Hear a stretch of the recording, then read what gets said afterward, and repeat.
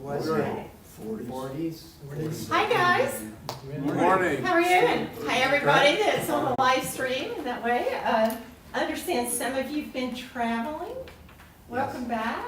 That's great. And I understand it's a really big day at Dairy, celebrating folks who've been here a while. That's really exciting. I hope you have a glorious day. I'm Julia O'Brien.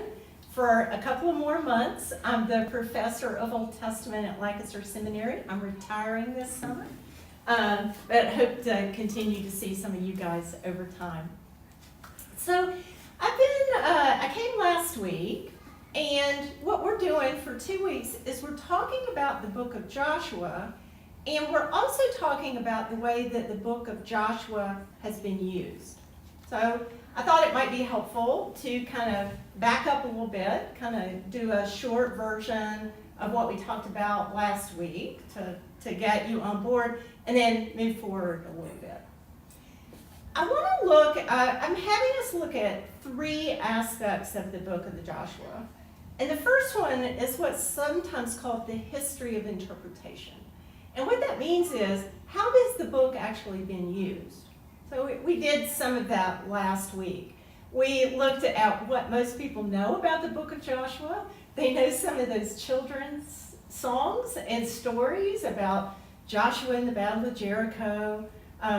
Shows up on a VeggieTales movie as well. So we looked at that.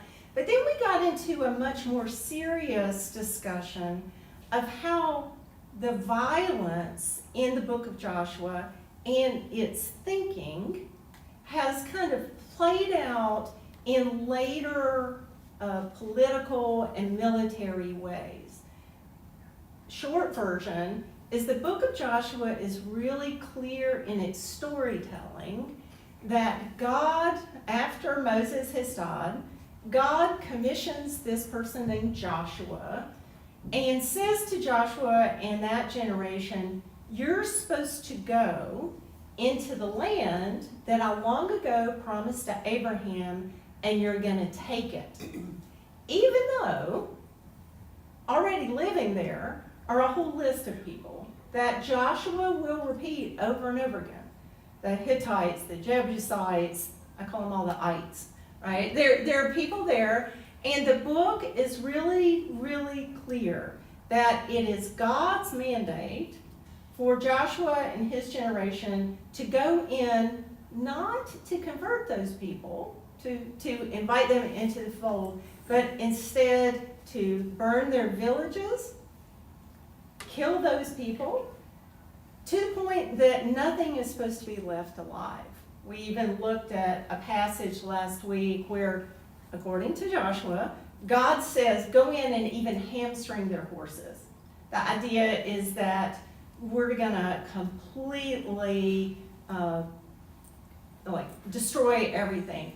And always in Joshua, that's presented as God's intention, and that if the people will be faithful, if they will do exactly what God has said, then they will be successful and take that land. So the first part of the book of Joshua shows them city after city, killing that king, burning that town, knocking those walls down. So if you do know that story about the Battle of Jericho, it's actually it's a good example of that, because what it says is, if the Israelites will be faithful, if they'll do exactly what God says, it's going to be easy. So think about that story. The instructions is that you go around the walls of Jericho 7 times, you go in there, you blow the horn, and it all comes tumbling down. What we did when we looked last week at the history of interpretation, we were looking at, what have Jews and Christians done with that story all the time? Short version is that it hasn't been that important for most of the time for the Jewish tradition, although during the founding of the state of Israel, that story became more and more significant to at least some of the major leaders, like David Ben-Gurion, even got his generals together with some archaeologists, and they did a Bible study on the book of Joshua because they saw it as a blueprint for the recognizing that there were people in the land, that it was still God's intention that this land of promise would belong to the Jewish people. So we looked at that, and then we looked at Christianity. We looked at the fact that early Christians spiritualized that the battle wasn't really against other people, it was against your own evil in your own heart. And one of the early Christian interpreters said, you want the walls of your own deceit to fall down. That's what you're trying to master, is your own spiritual problems. But then we looked at, I know a topic that you've looked at together, and that is the ways in which the ideas in the book of Joshua have played out in what we often call settler colonialism. The ways in which Joshua is rarely quoted directly, but the idea that Christians are ordained by God to discover and claim for themselves land as God's mandate, we looked at the way in which that's played out, not only in Europe, but particularly in the New World. So I don't know if you were here last week, that sounds familiar, right? Relatively familiar. So we did mostly some history of interpretation this week. What I want to do, there's a handout. There's also a handout, I think, online, if folks want to find it there. This week, what I'd like to do is kind of layer onto that is actually, is that really what the book of Joshua is all about? So I want to do two things today. I want us to actually learn more about the book itself, and particularly the way that scholars have been interpreting this book for a while. And I'm going to do a little bit of archaeology. Now, I got to tell you, I've done one dig, but I'm not an expert in all the archaeology. But it is so significant with Joshua. And then our goal today, by the end, is for me to ask you, right, how does this book sound once you get some of this information? Does it make any difference as we go along? So, good? This works for you? Great. The first thing that we're going to start with, so today we're going to look mostly at the archaeology in the book. The first thing that I need to explain, and let me just go ahead and say this is complicated, but the first thing that I want to say is despite the way that some Christians talk about the Bible is not consistent.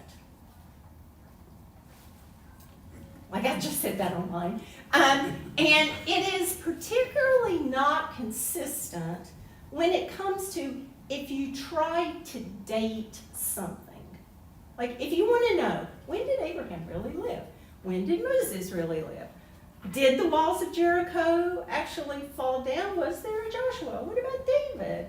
Well, in order to look into the real world, into archaeology, you kind of have to know what time period you're looking for. One of the frustrating things to a lot of people is that the Bible's dates aren't consistent with themselves. The thing I need to explain is that if you wanted to understand something about Joshua, that's really closely tied with the stories of the Exodus. Because that's the way the narrative goes. It says, there were the children of Israel went down to Egypt because there was a famine. They were climate refugees. Right? They went to Egypt because they were famine. Life turned bad there. A new Pharaoh rose who did not know Joseph.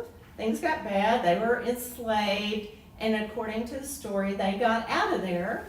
God parted the Red Sea, did all the miracles, now being observed by our Jewish friends in Passover right now.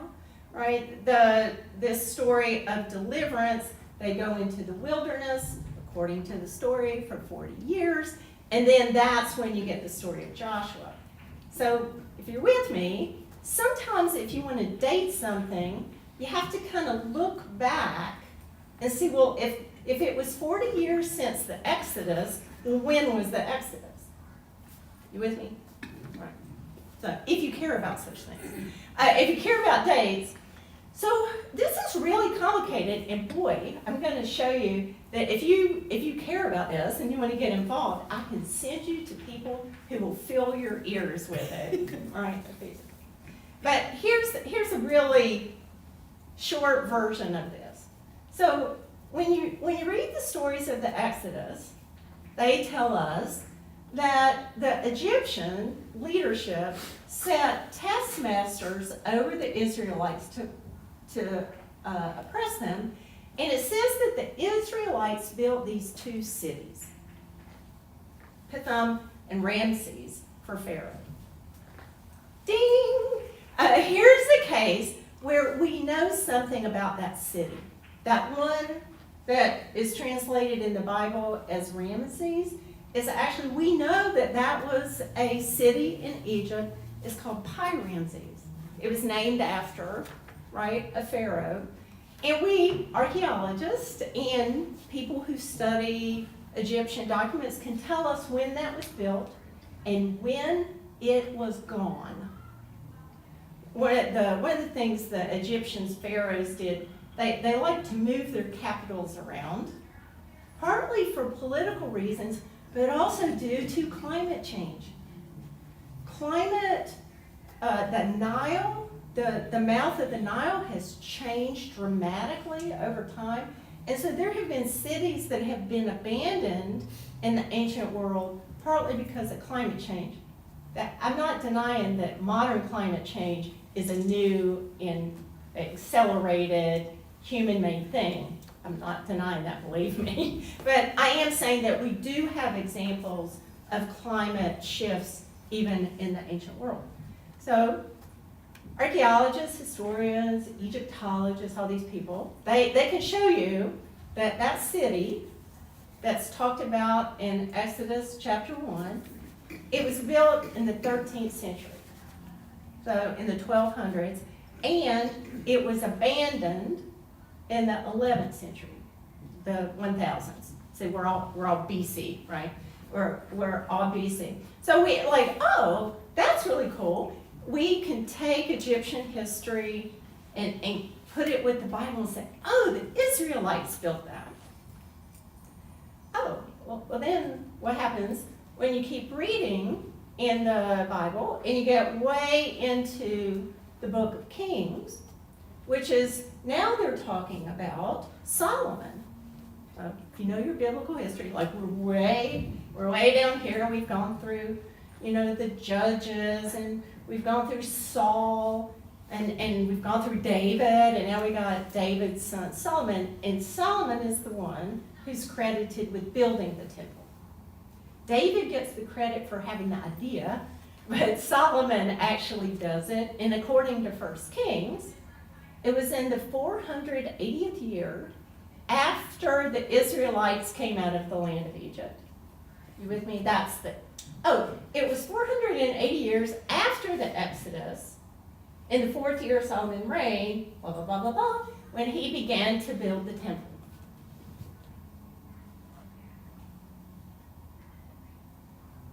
I don't know if you'll trust me on this. If you do all that math, the dates wind up differently. It makes it look like the Exodus was in the 1400s BC, the 15th century. So one piece of the Bible says that the Exodus, this was happening in, let's say, the 1200s, and then you get to another part of the Bible, and if you match it up, it's in the 1400s. So if you were looking for evidence, like if you were archaeology and you were, archaeologists and you doing a grant proposal to get, archaeology is incredibly expensive. So you've got to have funding agencies to do this. My dissertation advisor at Duke was an archaeologist. I just read his memoir. He retired. It was fascinating. he didn't excavate these things though. So here's a case where you wouldn't even know what time period to look at. Where would you find, like, how could you find evidence in the ground if you don't know really when you're looking for? So there's this big debate about, first of all, that the Bible itself doesn't really definitively tell you when to look. And this is a really long quote that's in your handout. Short version, really short version of this really long quote, even the book of Joshua is not consistent in and of itself. The first half of the book of Joshua will talk about that the Israelites went in to this city, Jericho, went into this city, Ai, pronounced I, right? Went into Hatzor, H-A-Z-O-R. They went into this city and this city and this city, and in the first 12 chapters of Joshua, you would think that Joshua and the people like took everybody. And then you get, in the second half of the book, they're trying to give that land to the different tribes, and just, by the way, they'll mention, that land still belonged to the so-and-sos. And that land still belonged to the so-and-sos. You might even know the story, the second most famous story of Joshua is the story of Rahab, this prostitute, according to the story, that hid the Israelite spies. Well, she's a Canaanite, and she wasn't destroyed. She wasn't killed. She was kind of welcomed in because she accepted the supremacy of the God of Israel. So there's all these inconsistencies, even in Joshua. And boy, if you go to the next book of the Bible, if you go to the, I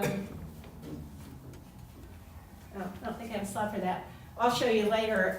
If you go to the next book of the Bible, Judges starts with the whole list of after Joshua died, that these people were left in the land, these people were left in the land, these people were left in the land, these people were left in the land. I'm going for a big impression here. So details we can talk about. I'm going for the big impression, and that is that the Bible itself is not as consistent about this story as it might look on the surface. Joshua's got some inconsistencies in it. If you start looking at other passages of the Bible, they're not as consistent about dates. So it's not that the Bible says one thing and the archaeology, which I'm going to talk about in a minute, says another thing. It's that it's just messy all the way around. With me so far? Got that big impression? Yeah, I'll say this. People who claim that the Bible is consistent in all matters, all I can say is you must not have read it very carefully. Maybe you can make the claim that there's a theological theme that's consistent, which I'm not sure that I would agree about that. But you could make that case, but when it comes to details like when things happen, how things happened, details like that, you've got a lot of inconsistencies. I could go on for days I could show you lots of inconsistencies in the Bible, even about the laws of ancient Israel. The book of Deuteronomy and the book of Leviticus they disagree about when you observe holidays and how you do sacrifices and where you do sacrifices. Yes? How do our fellow Christians in conservative denominations, who have some very smart people, including archaeologists, Yes, how they do. How do they deal with this? They do. So they're, let's see. Of all the things to say, I'm trying to pick the best one there. The best thing to say is you're exactly right. That there are some people who are not careful about this kind of work and are not aware of all of that, who just say, well, the Bible says it, you're being too detailed. But there are, as you mentioned, incredibly smart folks who read the Bible on a more literal basis. And let me go back on that. Does it go back? This problem so animates conservatively minded biblical archaeologists. So in the 20th century, like particularly in the 1940s, 50s, 60s, there was a whole school of archaeologists that their outlook was trying to confirm the basic truth of the Bible. So they got funding. These people are called William Albright and his disciple G. Ernest Wright. And my dissertation advisor actually studied with some of those folks, although he's Jewish and doesn't have the same kind of agenda in that way. But you've got to figure out, like if you take that kind of case, you would have to reason how they could both be true.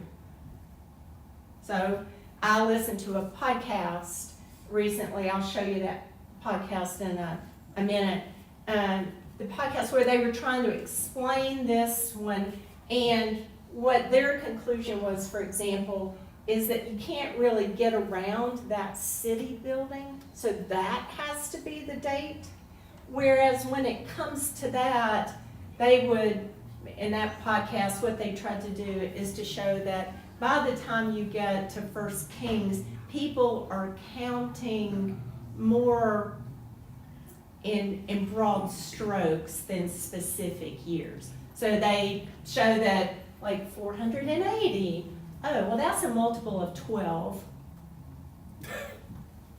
right? And divide that by 40, like somebody do math for me. Is that 12 by 40? Is that 12 times 40? Is that right? I believe so, yeah. Yeah. So I said, oh, those are big, important biblical numbers, 40 and 12, that maybe what 1 Kings was trying to do was not as much trying to give you a specific date, but that it was a more general way of doing that. They even got really fancy, and they went and found documents outside the Bible from other cultures where they counted in exactly that kind of way. So I'm not saying that's wrong. I'm just saying that it's not. One of the big things I've tried to stress in my teaching, I've been doing it for a long time, I've taught 27 years at the seminary and 10 before I got there. So the big thing that I want to say is that I would claim nobody reads the Bible completely literally, because you really can't. I do think what it means is that we're all going through some kind of interpretive process, whether we're aware of it or not. So even if you say, well, this part is literally true, but what about that part? I think I could show most people that it's almost impossible to only stick with the words on the page. We bring things to the words on the page that we're not often aware of. But there are conservatives who will do this.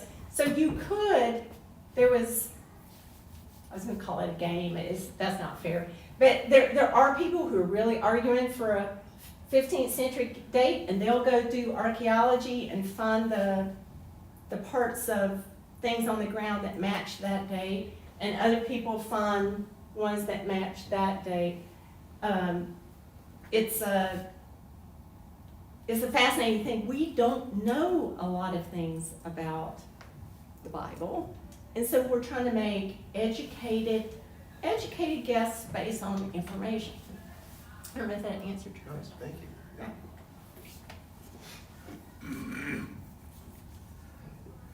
So, what about archaeology?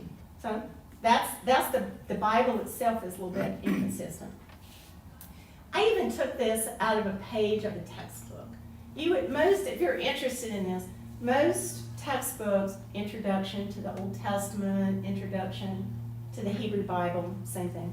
Right? They'll kind of show this, and here's the, I don't know if you can see it up there very well, but there are some, like when archaeologists go to the list of cities that are in Joshua, some of them seem to have been destroyed at the right time.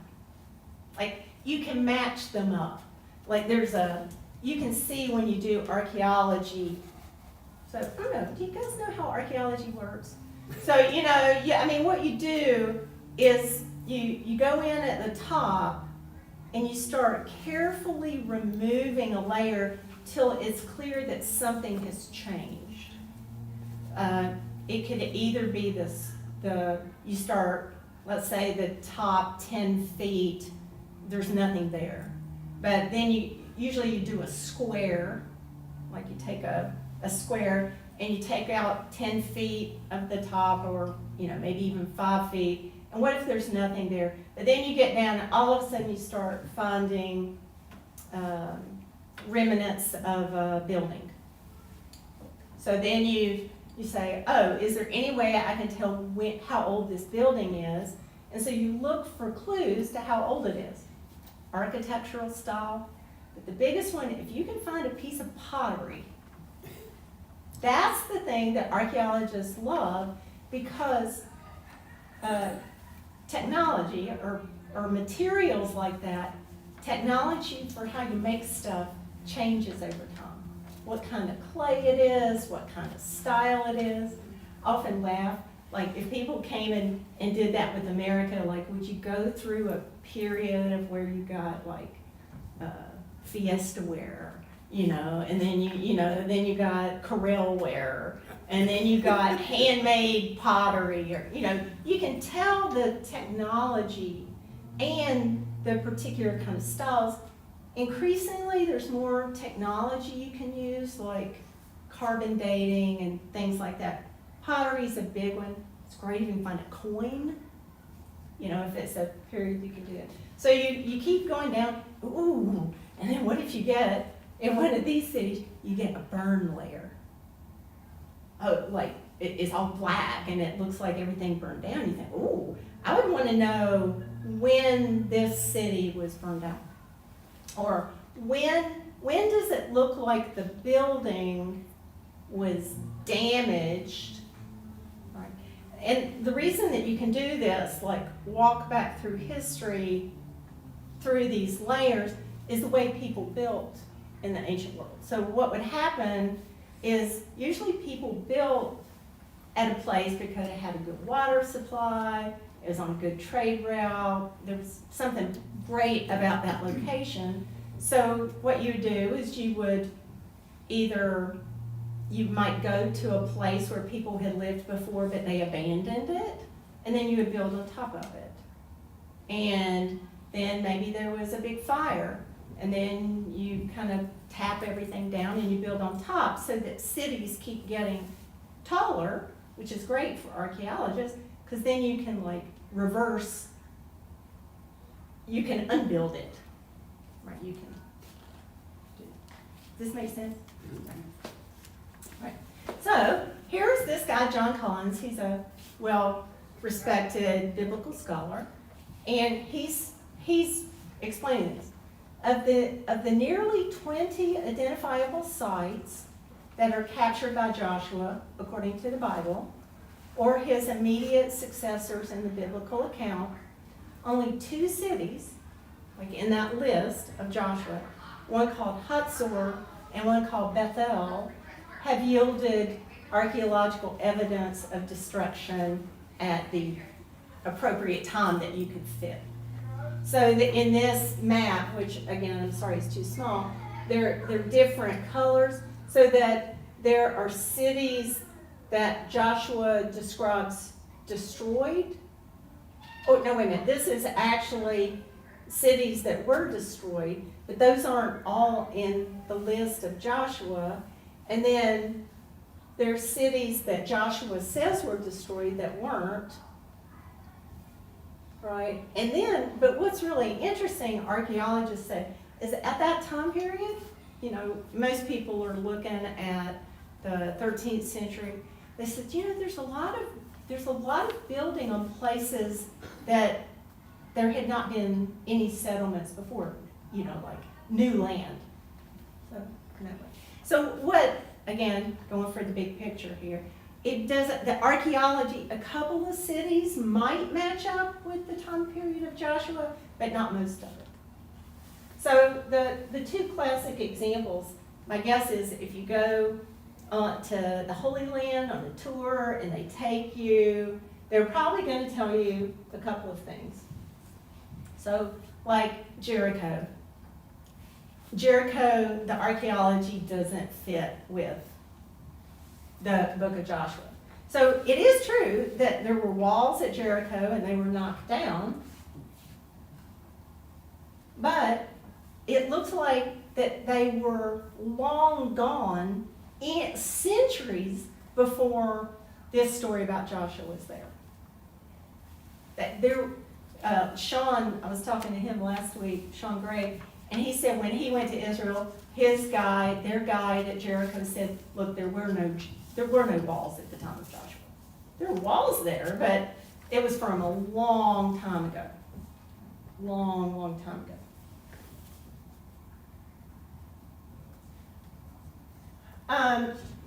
The book of Joshua says the city Hatzor was destroyed by Joshua, but I'll summarize this. The archaeology of that town is really complicated. And what we've learned people went to look at it because of Joshua, but what they found out is that their history is really complicated. Oh, and we got reminded that Egyptians controlled this part of the area for a long time. So I won't go through all that detail, but are you getting the general picture, right? That, oh, if you really cared about such things, it's going to be complicated in that way. It really bothers me that like the History Channel, the Discovery Channel, I guess they're still the Discovery Channel, National Geographic Channel, they'll often give you, particularly around Easter, they're going to give you documentaries that will show somebody that has handpicked the evidence that makes the Bible look reliable. Occasionally they'll, like maybe not at Easter, or Passover, they'll give you a show that's more complicated than that. All I can say is that these debates are really get into details about how do you interpret biblical texts, how do you interpret this archaeology, if you really care. And some people do. I used to dismiss this, like, who really cares about all this information? But I've been to churches where people really care. So I thought I would tell you where you could go if you really care. Right? Most things are a mixed bag. So I'm not recommending necessarily every episode, but there's a podcast. And it's called Unscript. And they have a series on the Unscript podcast that is called Biblical World. And they have different themes for each of their podcasts, like the best archaeological finds of 2023, other things like that. And boy, will they talk about this archaeology. They're going to talk about, sometimes you have to know enough to know what topics are going to be relevant. This is the kind of period right before the Exodus. So, there's stuff out there. I wouldn't completely accept at face value everything you hear on a documentary on TV. Even National Geographic and the Discovery Channel. That was disappointing to me when I realized how selective it can be.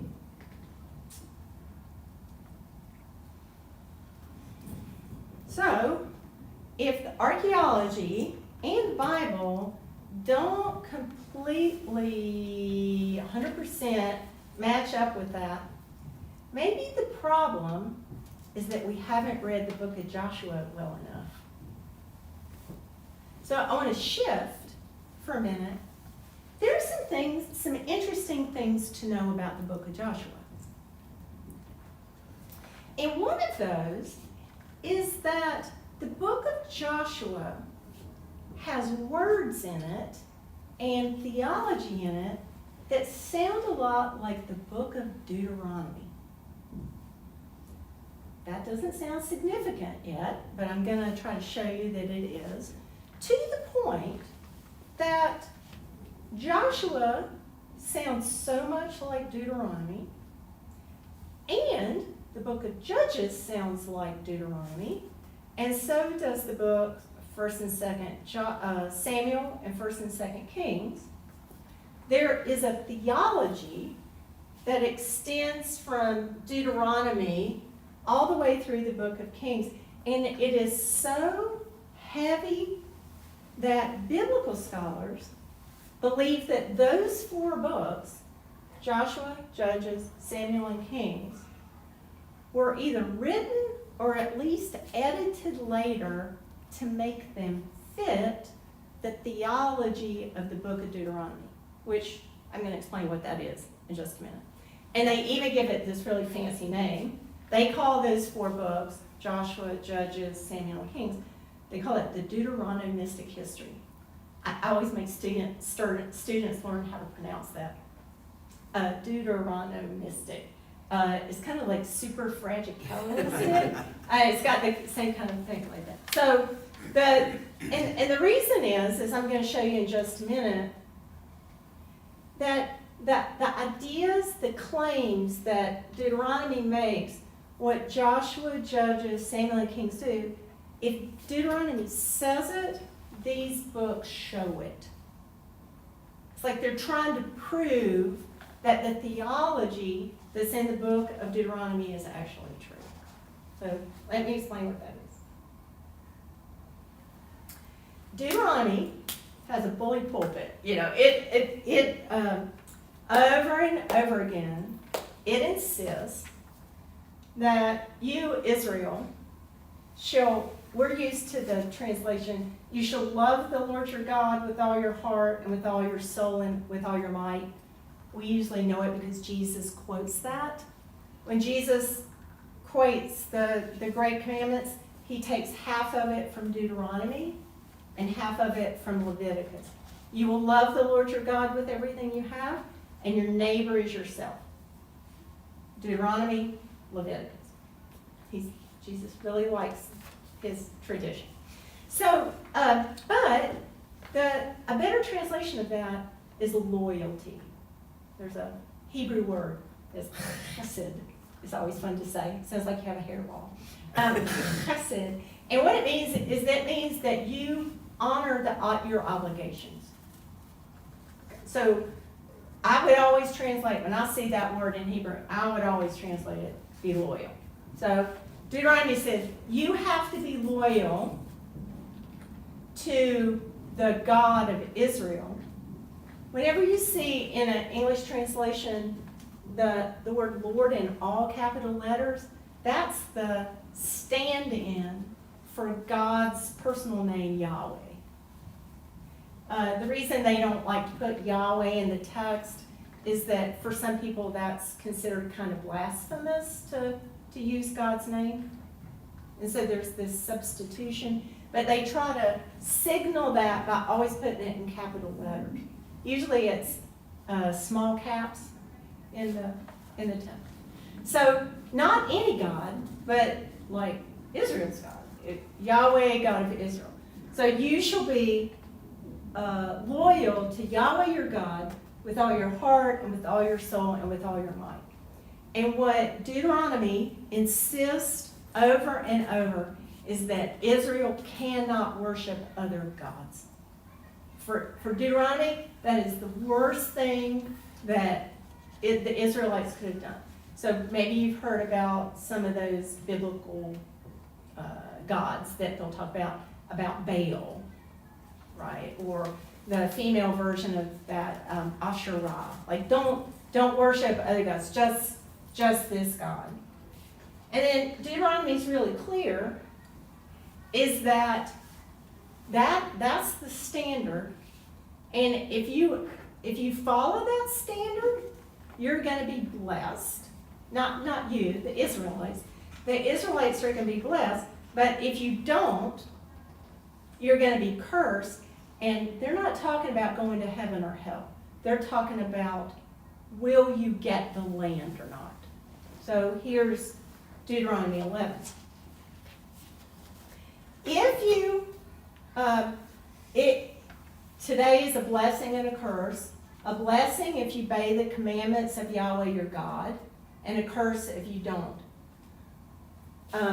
If you do not obey the commandments, but turn from the way that I'm commanding you to follow other gods. That's the worst thing according to Deuteronomy.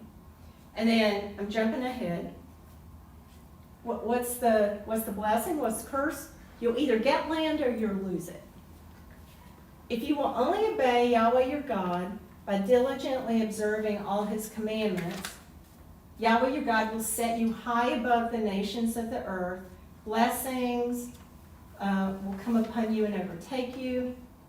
But if you don't, I should have talked about the pivot right there. But if you don't, the Lord will cause your enemies who rise against you. Oh, no, it's not.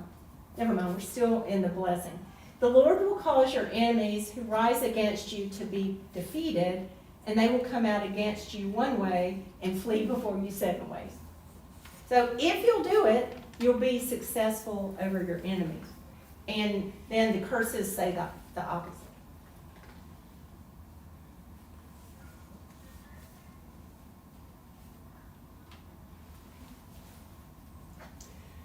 The other thing that I wanted to share about these books, Joshua, Judges, Samuel, and Kings, is most biblical scholars would tell you that they were written hundreds and hundreds of years after the events took place. If Joshua was way back here on the timeline, but before the Kings and before all of that, if this is right, that these books were put together to fit the theology of Deuteronomy, they might not have been written until after Judah had been destroyed by the Babylonians and sent into exile. So that way of thinking, and you know, we're now talking about a much later period when the Babylonians conquered all this area. And what if you're getting that these books were put together after the Babylonian armies had come in, burned the city of Jerusalem to the ground, killed one king, put another one there, and then took him into exile. Many of the people had been forcibly relocated to Babylon, what we call the exile, and that Israel was no longer a nation. Some people would say it was an incredibly trauma-producing experience.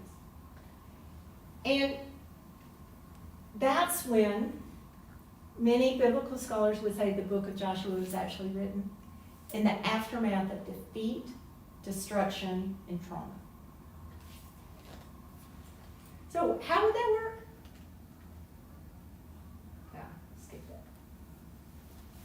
Well, in that case, Joshua would be trying to explain that trauma by saying, look, as long as Israel was faithful to God and did what they were supposed to do, then God would have given them the land. So it's like Joshua is the positive example. Look, when Israel does what they're supposed to do, they got that land.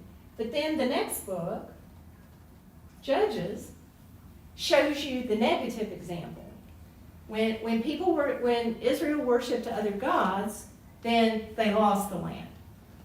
And then that becomes a way of showing the theology that Deuteronomy tells, because what it's doing is saying, it explains why Jerusalem fell. It says, it was because we worshiped other gods. It was because we were not faithful. It's not because God was unfaithful. It's because of our own sin. We talked about this a little bit if you were here when we talked about Jeremiah. It's the same kind of understanding of that these documents might not have been written at the time, but they're written later to help process what had happened to the people and to understand who God was. So I love the title of this article by someone named Jacob Wright. One of the things he says is, I think, Bill, it was you last week, says, but you know, the winners always live to tell the story. That history is always written by the winners. Well, what if history was written by the losers? This would be a case where history would be written by the losers to try to process the loss. So you can kind of get it, that it's a nation kind of that's speaking to what happened to them, explaining their defeat, not their win. I've been throwing a lot at you. But it leads to these two questions. And I thought they're explained really well in this entry in a collection called the Theological Bible Commentary. It's two questions that I'm going to ask you. Okay? Does it help to know that despite Joshua's ideology of annihilation, that the Bible elsewhere suggests that things did not happen this way? Villages and population groups supposedly erased in Joshua show back up in Judges. So does it help you to know that even the Bible doesn't describe it that way completely? And secondly, does it help to know that Joshua is part of a larger literary project known to scholars as the Deuteronomistic history, spanning Joshua, Judges, Samuel, and Kings, and that this long work was probably composed in the late 7th or 6th century BCE, when religious reformers in Judah feared the demise of their culture? Does it help to know when the book was written, why the book was written, and that even the biblical text sees it in different ways? So I was going to ask you, does any of this matter to you as you think about a book of the Bible that people have used to justify the violent taking of other people's land? Does it help you at all to know anything about its backstory? What do you think?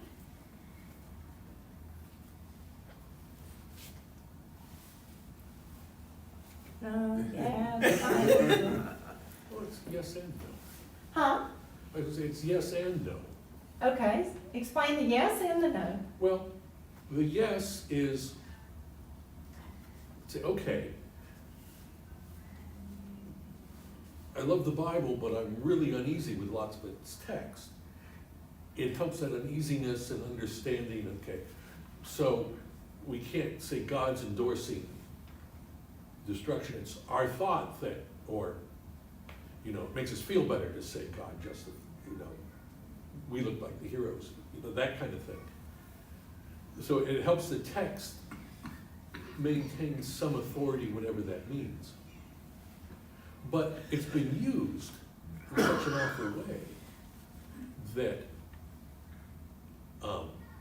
Christians have a long history of violence and denying humanity to people who are not them. And it doesn't justify that abuse or make it better. So So yes and no. Yes and no, yeah. I think very similar to Tom. Like I've struggled with how we teach some of the stories in the book of Joshua to children as well. I'm involved in the children's ministry team, and think about the stories of the Battle of Jericho. That comes up in most children's Bible curriculums. And so I think I was having to teach one of those stories and think about how do we wrestle with this and do it in a way that isn't perpetuating That's right. those Yes. kind of interpretations of taking over the land. And doing that with kindergarten through second graders is extremely challenging. So I think I tried to do some things to make it so that it didn't have as much of that settler colonialist bet, or we could look at a little bit bigger picture. But it's just, it's been used so poorly, and in the way it's very hard to put so much of that contextual piece with children who see this story, and it's often triumphant, making shofars and walking around, that I think it's an ongoing struggle to do that well, especially because it's been used and interpreted. Most of the interpretations we have of it have perpetrated so much harm. It's the teaching the introduction to the Old Testament this term. I had a student who had spent her life doing children's ministry, and she came in and she just loved the story of Jericho, and she could sing the songs and she could do that. And then when she read some of these things, Collins and the Theological Bible commentary, she was just like, oh my gosh, what do I do with this reality? Because often what Bible study, what children's curriculum will focus on be brave, God will support you, do what God says, it's all of that. But we ignore the larger point of the book of Joshua is that it was doing that that got them to take the place of Jericho. So I actually don't know the answer to it. Are we actually doing the right thing by not mentioning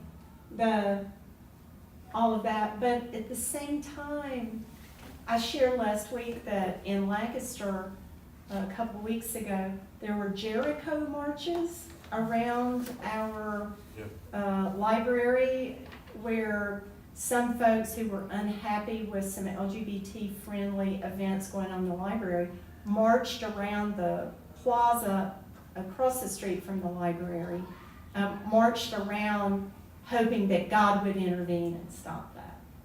And then we could talk about how Jericho marches were used on January 6th, or January 5th, right before that. So to me, and the sad thing is not only what are we teaching children, but most adults never get, they never do Bible study beyond what they learned as children. Yes. Most folks, I can say this because I teach adults.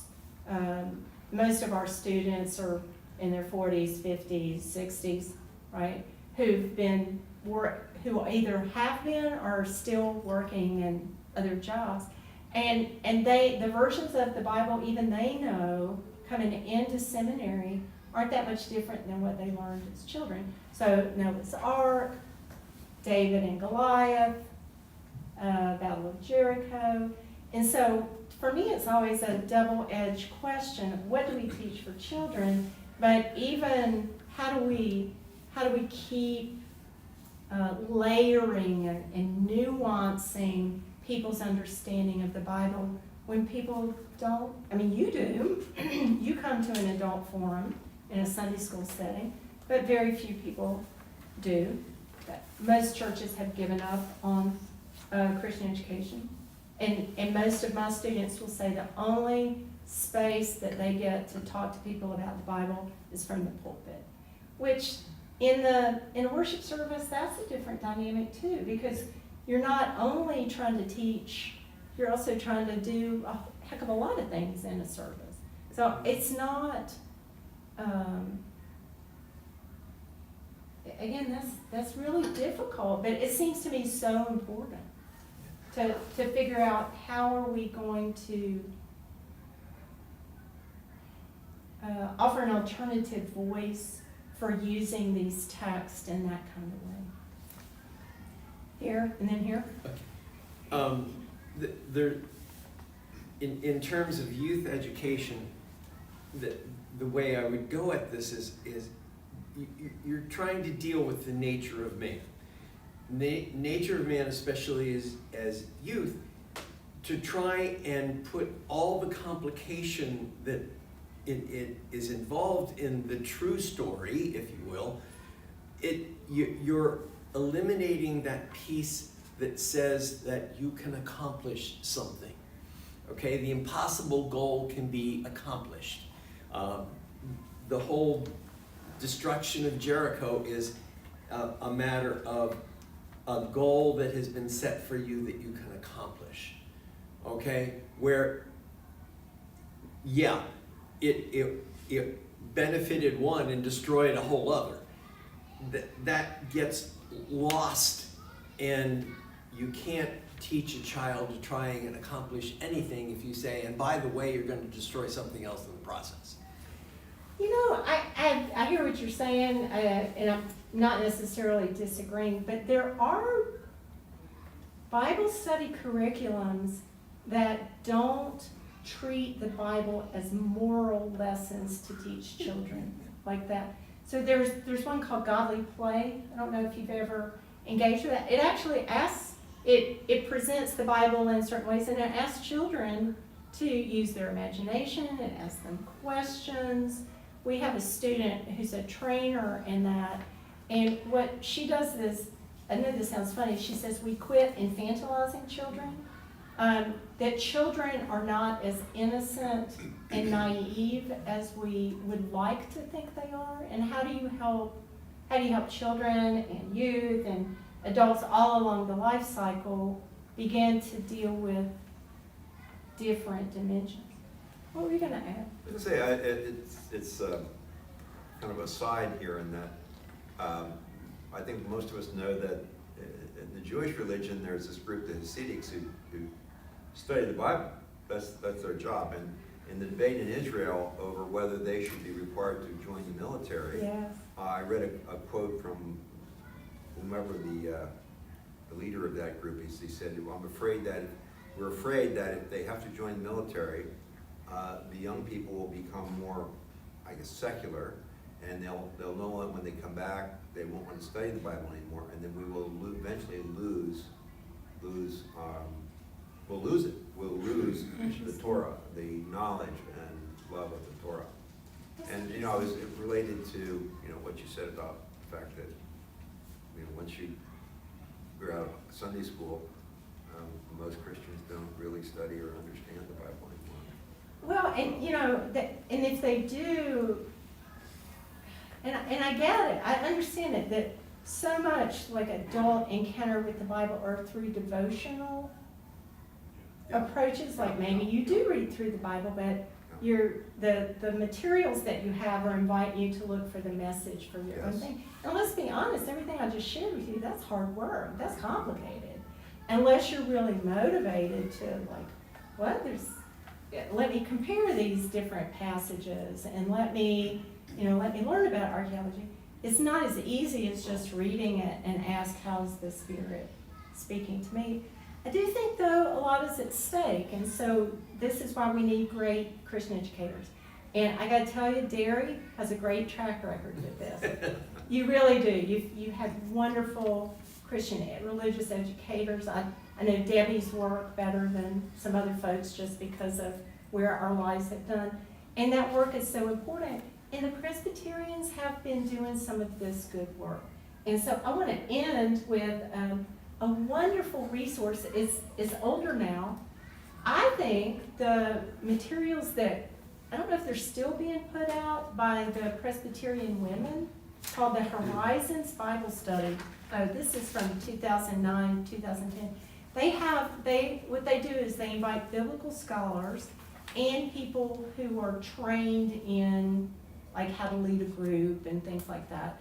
And what they do is they put out, or they have been putting out, materials for circles or groups to use, but they're not just for women. So I would encourage this. This is an excellent one. Mary Mikael is a Palestinian Christian. I'm not a Palestinian Christian, but she's from Lebanon. So she's a Middle Eastern Christian who knows firsthand how this rhetoric of kind of demonizing the indigenous people and saying that God is not with you, God's with these other folks. She knows that and she can talk about that, but she does it with some help by a biblical scholar named Eugene March. And what he does is he brings in some of the stuff we've talked about. And I think it's just a beautiful example of how can you teach people some of this information in a user-friendly way, but at the same time, hear the stories of people who've been hurt by it. And what Mary ultimately, Dr. Michael, she concludes is that we're not using Joshua well. That until we really understand the heart behind it and some of the dimensions of that it is another example of proof texting. And so she's trying to get us in there. There's a wonderful one that came out on the Book of Esther. So I guess I should have checked to see if these are still being published, but there's a lot that are in a pipeline. So that would be a good resource for a group here at Dairy to use as well. So it's 10:15, so thank you guys for hanging out to talk about the book of Joshua. And I do hope that you will find ways of reading the Bible that are honest and that are hopeful, but also try to